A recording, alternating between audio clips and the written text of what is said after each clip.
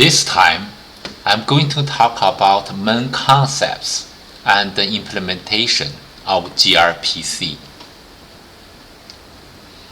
Maybe you have heard about microservice. Microservices architecture in a software design is an approach of breaking down the complex application into multiple smaller and loosely coupled services, which can operate independently and communicate clearly via APIs.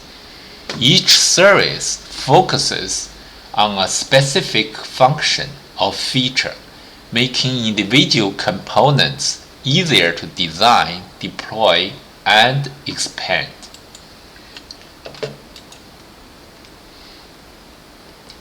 There are many benefits of using microservices architecture, including scalability, agility, flexibility, fault isolation, team autonomy, high availability, incremental updates. Also, you can deploy your services in hybrid cloud and multi-cloud environments.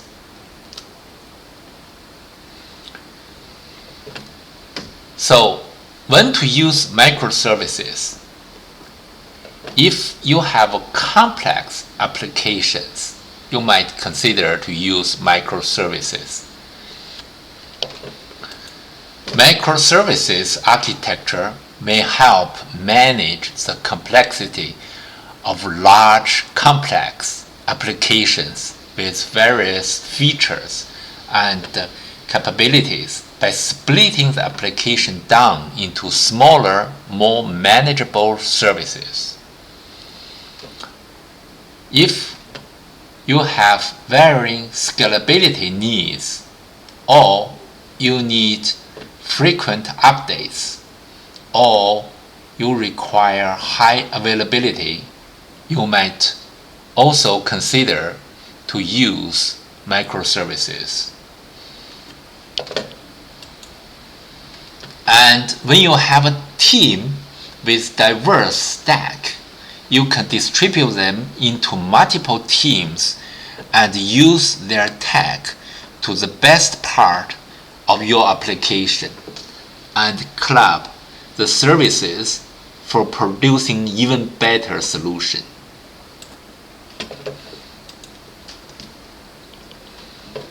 Remote procedure call, or RPC, uses a client-server model. The requesting server, in other words, the client, requests a message that is translated by the RPC and sent to another server. Once the server receives the request, it sends the response back to the client. While the server is processing this call, the client is blocked, and the internal message passing within server is hidden. Now it's time to explain gRPC. gRPC stands for Google Remote Procedure Call, and its variant based on the RPC architecture. This technology follows a RPC API's implementation that uses HTTP 2.0 protocol, but HTTP is not presented to the API developer nor to the server. Hence, there's no need to worry about how the RPC concepts are mapped to HTTP, which reduces complexity. In gRPC, it uses protocol buffers, or protobuf. gRPC uses protocol buffers as its interface definition language for defining service contracts and data structures.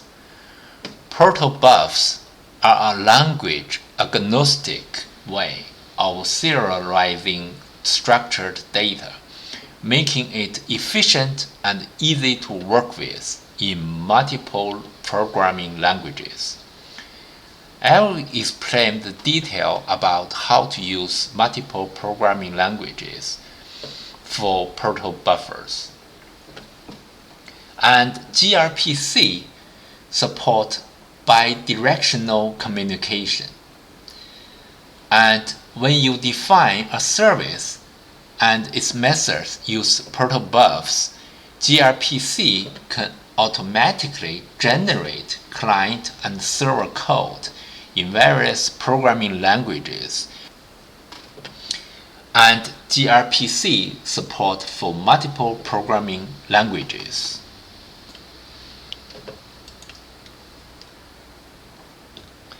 As I just mentioned, protocol buffers is a method developed by Google for serializing structured data, similar to XML or JSON. It's a language-agnostic, efficient, and extensible mechanism for serializing structured data. Protocol buffers have gained popularity as a data interchange format, especially in scenarios where efficiency and speed are critical, such as in communication between microservices, storage systems, and other high-performance applications.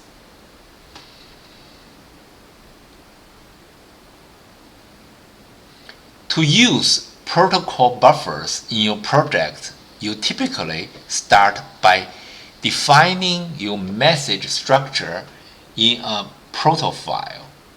I'll show you this protofile later. Compile them into language-specific code using a protocol buffer compiler. For each programming language, there is a protocol buffers compiler. In this video, I'm using CSharp.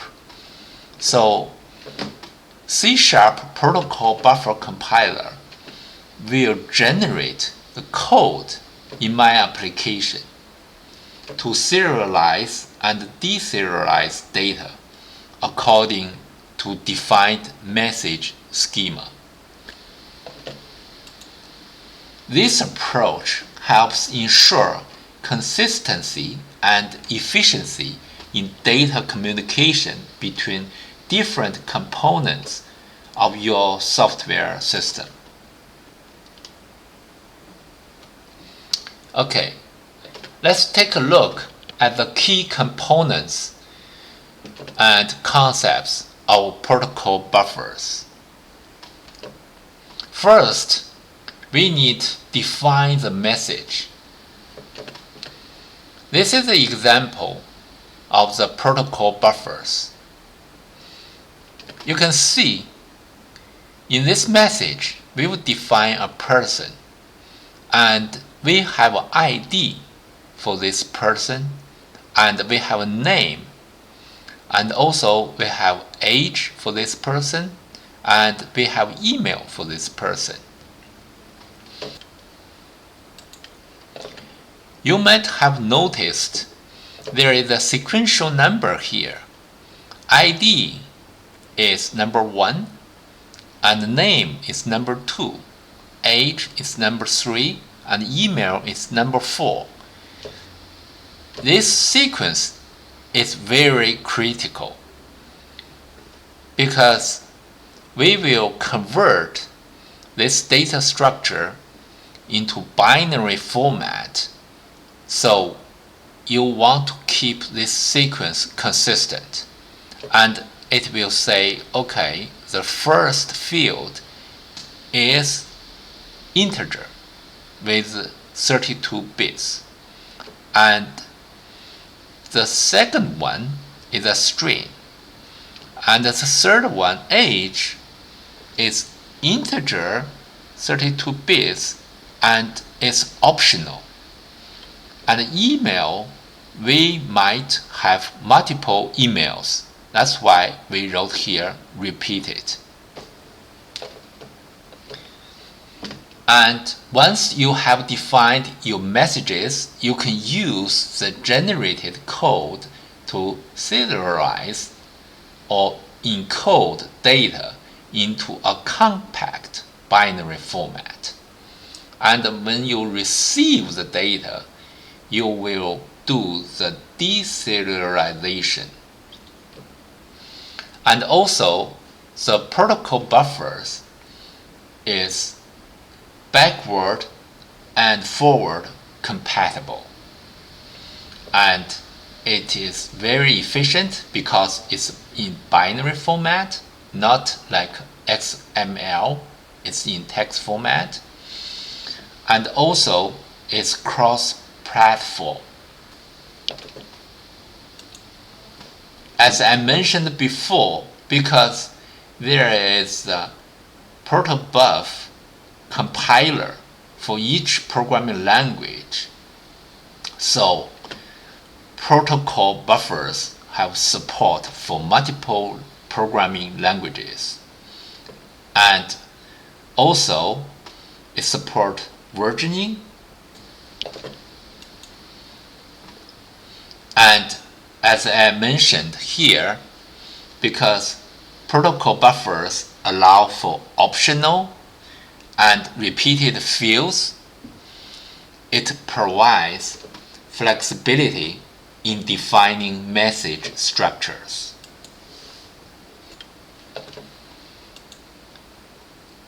Now, let me show you how to build a simple gRPC application with C#.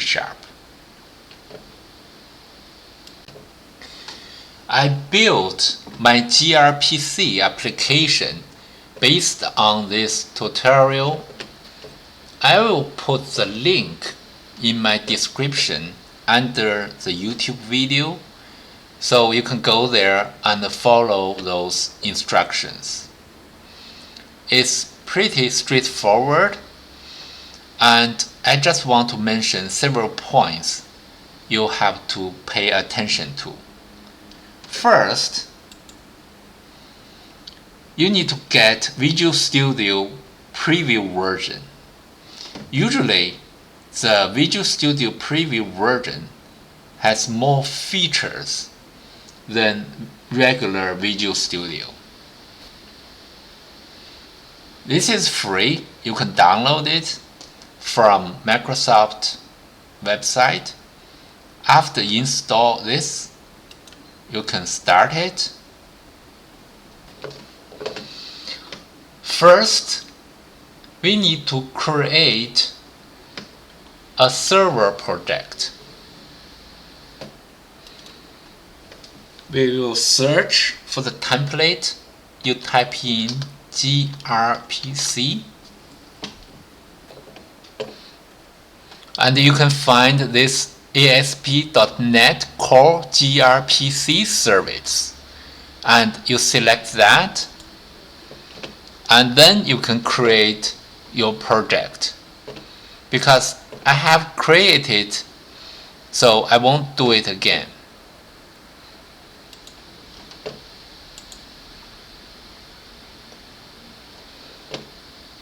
And then you can just follow the instruction.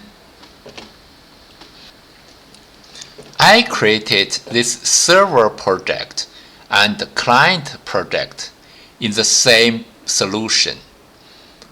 And if we check the server project, you can see I defined protobuf here.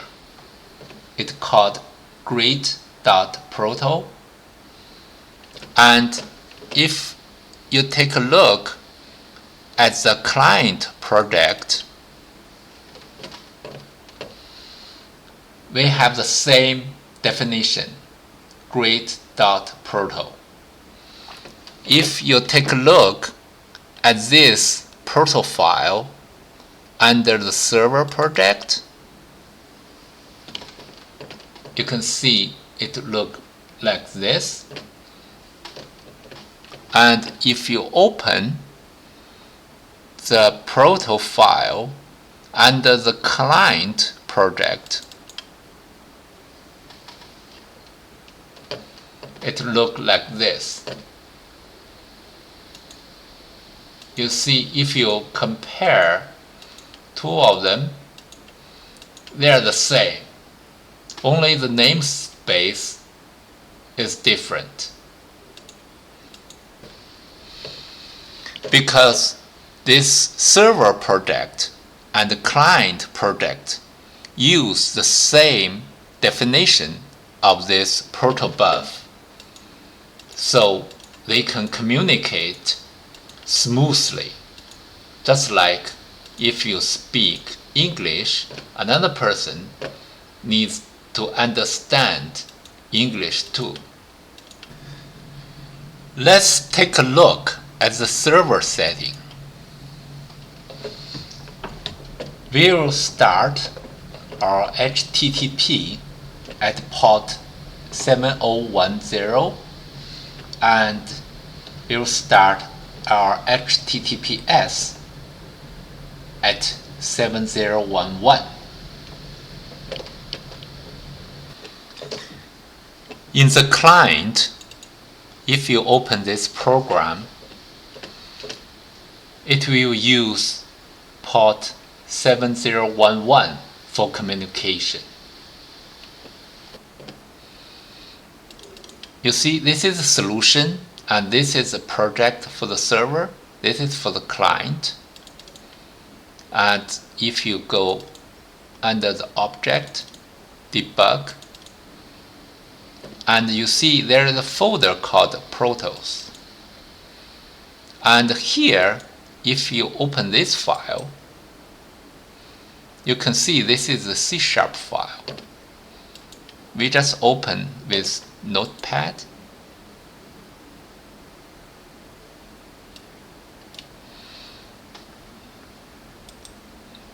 You can see it says generated by the protocol buffer compiler. Do not edit. And you see those CSharp code was generated from this protobuf definition. And this is for the server. And if we go to client,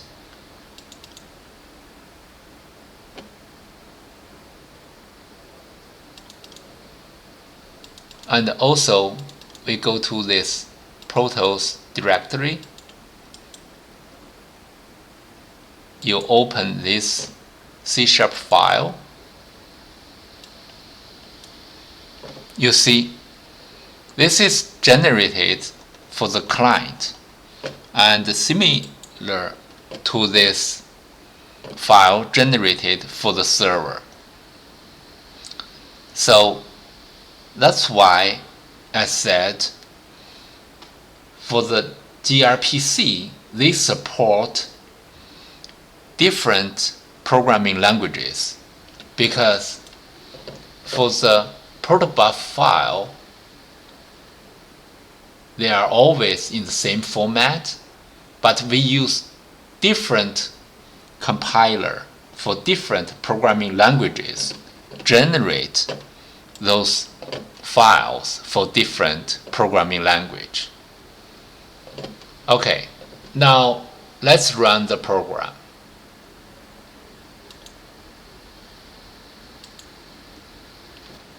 So for the server, we need to start our server first. You can see we started our server listening to the port 7011, and when we get a message, we will reply hello plus this request name. And for our client, you can see when we got a response, we will say greeting and plus this response and say press any key to exit. Okay, this is the window for the client. It says greeting and then hello. This reply message is this client name, greeter client, and shows press any key to exit. If we put them together, this is the server and this is the client. This is my introduction about the main concepts and implementation of gRPC. Please provide your comments and subscribe to my YouTube channel. Thank you.